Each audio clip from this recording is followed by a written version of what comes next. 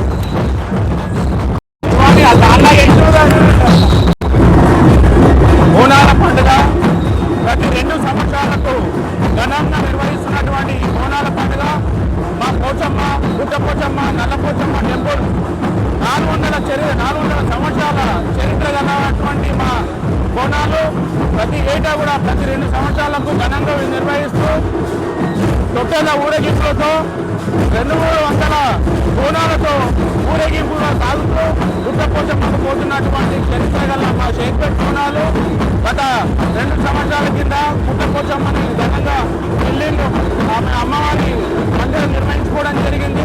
అలాగే ఈసారి మా మాంకాలమ్మ ఆశీర్వాదంతో మాంకాలమ్మ గుడి మందిరం కూడా నిర్వహించడం జరుగుతుంది. దీనికి మా వెల్ఫేర్ కమిటీ ప్రధాన కార్యదర్శి ఉపాధ్యక్షులు కుమార్ గారు, ప్రధాన కార్యదర్శి సారా వెంకటేష్ గారు, అధ్యక్షులు చాట్ల సదానంద్ గారి ఆధ్వర్యంలో ఈ గుడులన్నీ కూడా నిర్వహించడం జరుగుతుంది. ఈ గుడి